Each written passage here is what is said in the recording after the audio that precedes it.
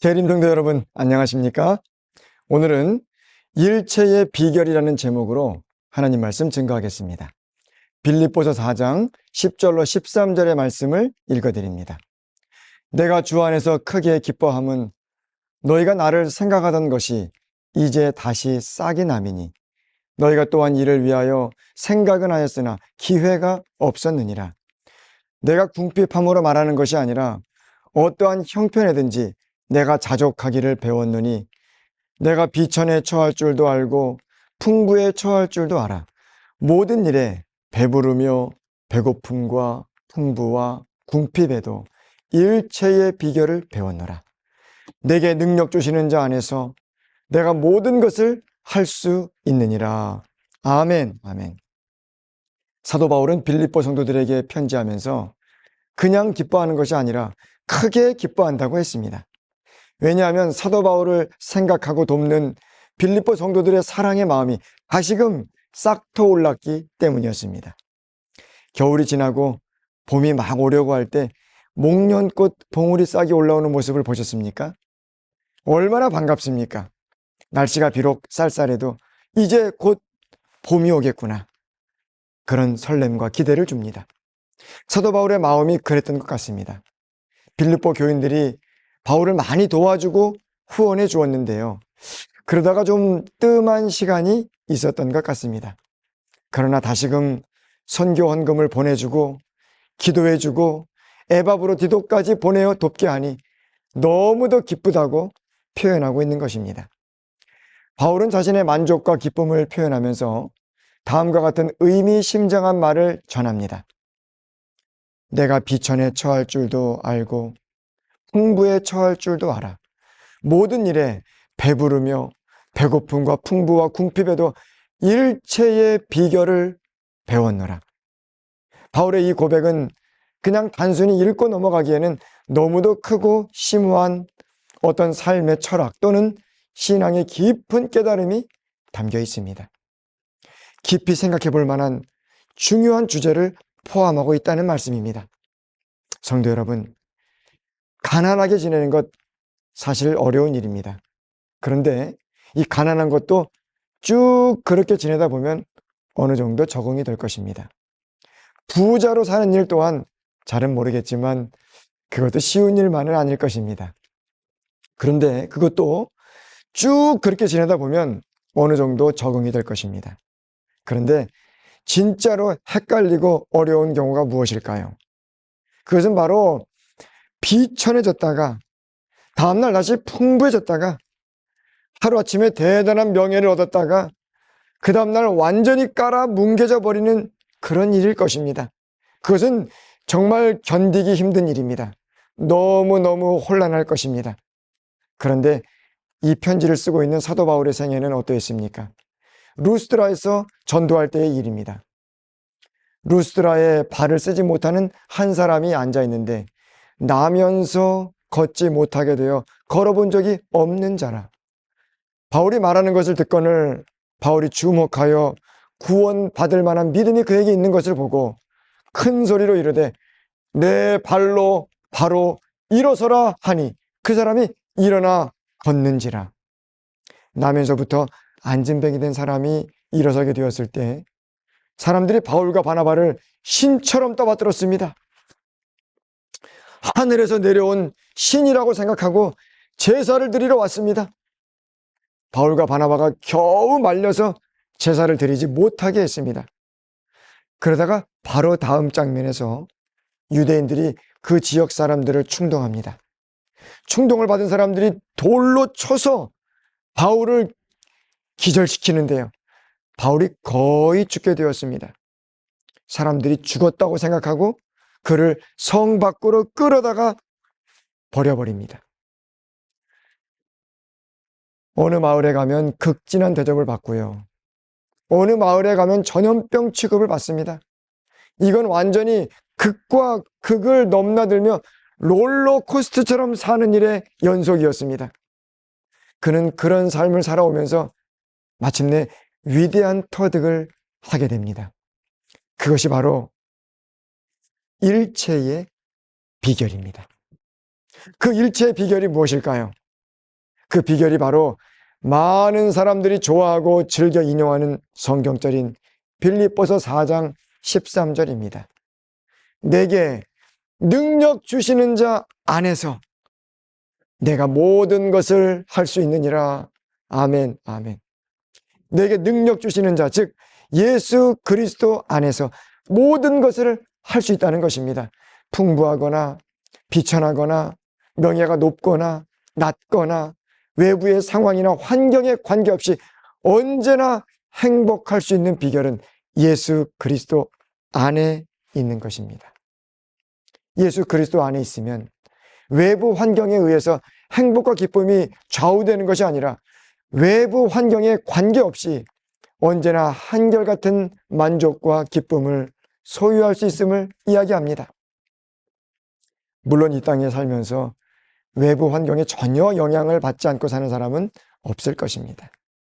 그러나 예수 그리스도 안에 있으면 외부 환경이 좀 안 좋은 쪽으로 흘러가더라도 그것이 내 안에 있는 기쁨과 행복과 만족과 평안을 빼앗을 만큼의 영향력을 행사하지 못한다는 것입니다.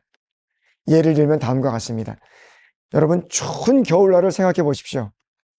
영하 15도의 추위에 밖에는 눈보라가 몰아치고 있습니다.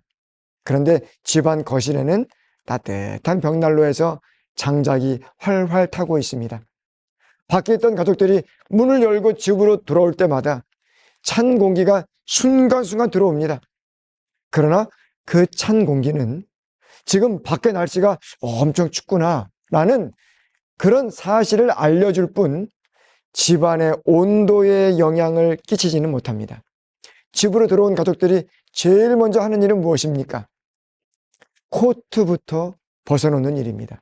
두꺼운 방한 모자도 벗고요. 신고 있던 양말도 벗어놓을지 모르겠습니다. 왜 그렇습니까? 아무리 밖에 날씨가 혹독하게 추워도 집안에는 온기가 가득하기 때문입니다. 밖에 있는 것과 안에 있는 것은 문 하나, 유리창 하나의 차이일 수 있지만 완전히 다른 공기에 지배를 받는 것입니다. 문을 열 때마다 그 들어오는 약간의 찬 공기는 내부의 온기에 금방 동화되어 버립니다.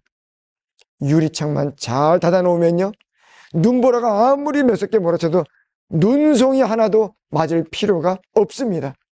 전혀 그 영향을 받지 않게 되는 것이죠. 예수님 안에 있으면 외부적 환경이 아무리 거칠고 어렵고 죄악의 홍수와 태풍이 몰아친다 해도 그것을 인지할 수는 있겠지만 그 영향을 받을 필요는 없게 되는 것입니다. 예수 그리스도 안에 있기만 하면 외부 환경에 관계없이 누릴 수 있는 이 평안과 행복과 감사와 기쁨이 있음을 성도 여러분들께서 잊지 않게 되시기를 진심으로 바랍니다. 그러나 예수 그리스도 밖에 있으면 환경에 따라 기쁘기도 하고 불안하기도 하고 춥기도 하고 덥기도 합니다. 언제 어떻게 만족과 기쁨이 불평불만으로 바뀔지 모르게 되는 것이죠. 그러므로 재림 성도 여러분, 언제나 예수 그리스도 안에 있음으로 말미암아 한결같은 만족과 기쁨이 여러분 안에 늘 있게 되기를 진심으로 기원합니다. 사도 바울은 예수님 안에 있는 기쁨에 대하여 빌립보 교인들뿐만 아니라 로마에 있는 성도들에게도 편지를 합니다. 그런데 이 로마에 있는 성도들에게 편지할 때는 예수님 안에 있는 이 개념에 대하여 좀 더 신학적이고 좀 더 심오한 영적 진리 또는 영적 원리를 설명하고 있습니다. 그 내용은 다음과 같습니다. 로마서 8장 1절과 2절의 말씀을 읽어드립니다. 그러므로 이제 그리스도 예수 안에 있는 자에게는 결코 정죄함이 없나니 이는 그리스도 예수 안에 있는 생명의 성령의 법이 죄와 사망의 법에서 너를 해방하였음이라. 아멘. 예수님 안에 있으면 생명의 성령의 법의 지배를 받습니다. 그 생명의 성령의 법이 죄와 사망의 법에서 우리를 자유롭게 한다는 것입니다. 이러한 자유는 예수님 안에 거하는 사람만이 누리는 특권입니다. 예수님 안에 있는 생명의 성령의 법은 분명히 죄와 사망의 법을 이깁니다. 어떻게 죄와 사망의 법의 지배를 받던 사람이 예수님 안에 있기만 하면 생명의 성령의 법의 지배를 받는 사람이 될 수 있을까요? 우리 주변에서 어렵지 않게 볼 수 있는 한 예를 통해서 설명을 드리고자 합니다. 여기 높은 고층 빌딩이 있습니다.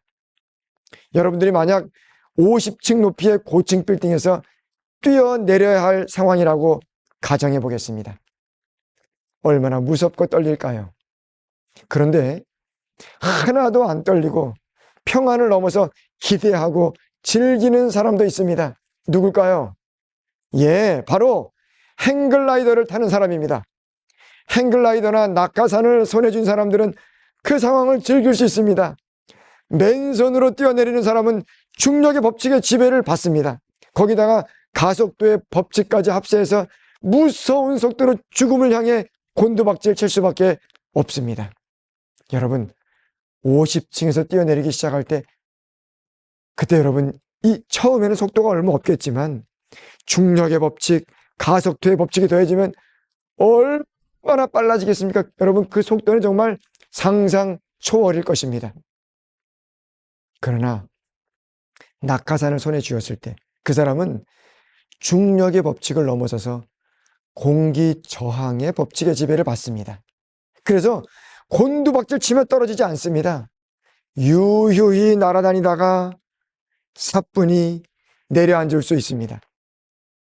사랑하는 성도 여러분, 예수님 안에 있으면 생명의 성령의 법의 지배를 받습니다. 죄와 사망의 법을 능히 이깁니다. 자유할 수 있습니다. 행복할 수 있습니다. 이렇게 예수님 안에 거함으로 생명과 성령의 법의 지배를 계속적으로 받을 때 우리의 삶에 반드시 나타나는 한 가지 현상이 있습니다. 그것이 무엇인지 아십니까? 그것은 바로 열매가 열린다는 사실입니다. 요한복음 15장 4절과 5절입니다. 내 안에 거하라. 나도 너희 안에 거하리라. 가지가 포도나무에 붙어있지 아니하면 절로 과실을 맺을 수 없음 같이 너희도 내 안에 있지 아니하면 그러하리라. 나는 포도나무요 너희는 가지니 저가 내 안에 내가 저 안에 있으면 이 사람은 과실을 많이 맺나니 나를 떠나서는 너희가 아무것도 할 수 없음이라. 예수님 안에 있으면 열매가 맺힙니다. 어떤 열매입니까? 바로 예수님을 닮은 품성의 열매입니다. 그 열매는 어디에 달립니까? 그 열매는 가지 끝에 달립니다. 가지 끝에 어떤 힘이 있어서 그곳에 열매가 달리는 것일까요? 아닙니다. 가지 끝에는 아무런 힘도 능력도 없습니다. 가지 끝에 열매가 달리는 유일한 이유는 가지가 원줄기에 붙어 있기 때문입니다. 가지가 원줄기에 붙어 있기만 하면 가지에 아무런 힘이 없어도 원줄기의 양분과 수분이 그것을 통과하면서 열매를 맺게 되는 것이죠. 열매를 맺게 하는 힘은 가지에 있지 않고 포도나무 원줄기에 있습니다. 우리 모두는 다 연약한 가지들입니다. 가지 자체에 아무런 힘도 능력도 양분도 없음을 기억할 필요가 있습니다. 다만 우리가 예수님 안에 있을 때 예수님께로부터 양분과 능력이 공급되고 통과되면서 가지 끝에 연약한 그 가지 끝에 열매가 달리게 되는 것이죠. 그렇다면 예수님 안에 거하는 삶이란 구체적으로 어떻게 살아가는 삶을 말하는 것일까요? 요한복음 15장 7절과 8절의 말씀입니다.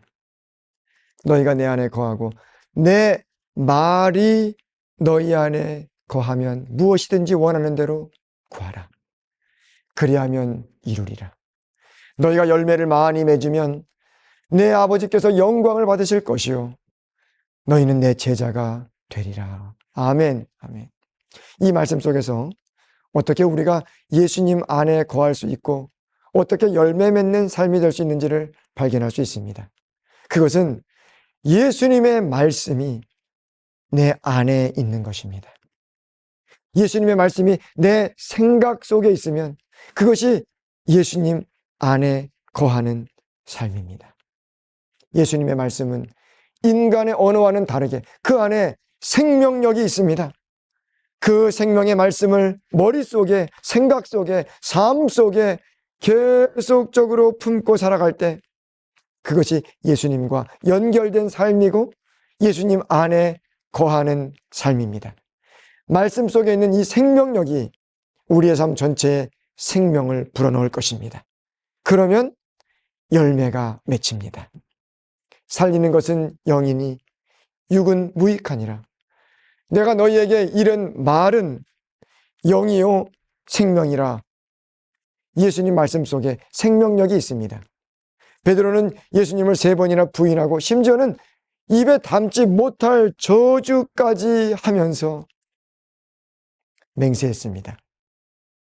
그가 저주하며 맹세하여 이르되 나는 그 사람을 알지 못하노라 하니 곧 닭이 울더라. 이때 베드로의 신앙심은 그야말로 완전히 바닥으로 곤두박질 치는 상황이었습니다. 사탄 마귀가 얼마나 맹렬하게 베드로를 흔들었겠습니까? 그런데 흔들려 떨어지는 베드로를 붙잡고 일으켜 세운 것이 있습니다. 그것이 무엇입니까? 바로 예수님의 말씀이었습니다. 주께서 돌이켜 베드로를 보시니 베드로가 주의 말씀, 곧 오늘 닭 울기 전에 네가 3번 나를 부인하리라 하심이 생각나서 밖에 나가서 심히 통곡하니라. 그의 머릿속에 예수님의 말씀이 생각났습니다. 예수님께서는 그가 주님을 배신할 것을 다 내다보시고 미리 베드로에게 말씀하셨던 것입니다. 예수님의 말씀이 생각나자 베드로는 견디지 못하고 밖에 나가서 통곡의 눈물을 흘리고 회개하였습니다. 예수님의 말씀은 그 속에 생명력이 있기 때문에 사람을 돌이키게 하는 힘이 있습니다. 예수님의 말씀이 생각난 것은 사도 베드로에게 정말 위대한 시작이 되었습니다. 사랑하는 성도 여러분, 예수님의 말씀이 우리 생각 속에 살아 움직일 때 반드시 역사가 일어나고 열매가 맺힘을 믿게 되시기를 간절히 바랍니다.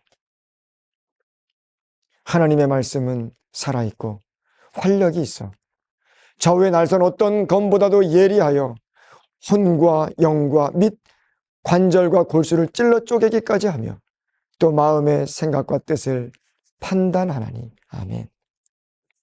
하나님의 말씀이 내 안에 살아있을 때 그것이 곧 예수님 안에 거하는 것임을 잊지 않게 되시기를 바랍니다. 말씀을 정리하겠습니다. 사도 바울은 예수님 안에 거하는 이 위대한 원리를 일체의 비결이라고 표현했습니다. 그 일체의 비결은 그가 비천한 환경에 있든지 풍부한 환경에 있든지 그가 존경과 사랑을 받든지 아니면 무시와 천대를 받든지 어떤 외부적 환경에도 영향받지 않고 언제나 한결같은 믿음으로 살아갈 수 있는 생활 원리가 되었습니다. 그 일체의 비결은 죄와 사망의 법의 지배를 받던 사람이 생명과 성령의 법의 지배를 받는 사람이 되게 합니다. 그 일체의 비결은 가지와도 같은 무력한 우리의 삶에 예수님 닮은 품성의 열매를 맺게 합니다. 이러한 기적적인 품성의 열매는 오직 예수님 안에 거할 때만 이루어지는 역사입니다.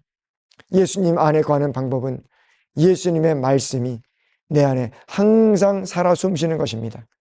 예수님 안에서 살아가는 일체의 비결을 통하여 언제나 승리하시길 소망하면서 오늘 말씀을 마치겠습니다.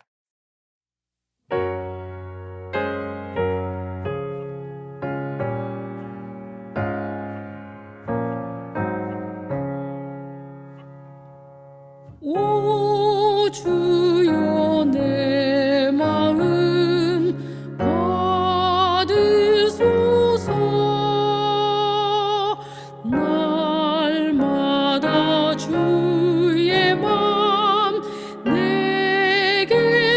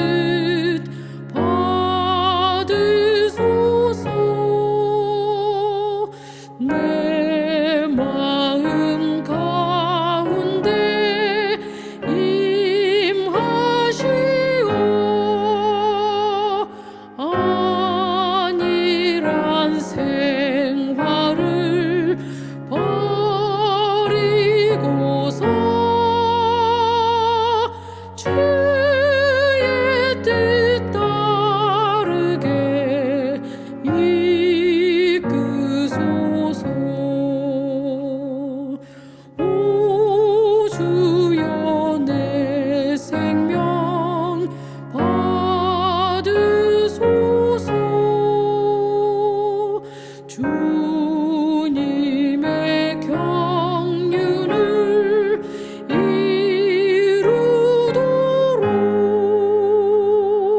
시간과 재능을 다 드리오. 거룩한 부름에 응하리다.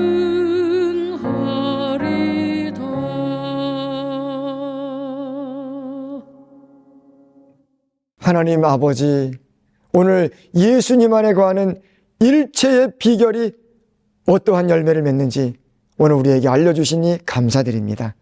아버지 하나님, 우리 재림 성도, 우리 모두가 다 예수님 안에 항상 거함으로 밖의 환경이 어떻게 변하든지 간에 우리 안에 있는 기쁨이 충만하게 하여 주시고 우리 안에 있는 소망이 항상 빛나게 하시며 오직 예수님만 바라보며 그렇게 살아가는 우리 모든 재림 성도들 되도록 주님 인도하여 주시옵소서.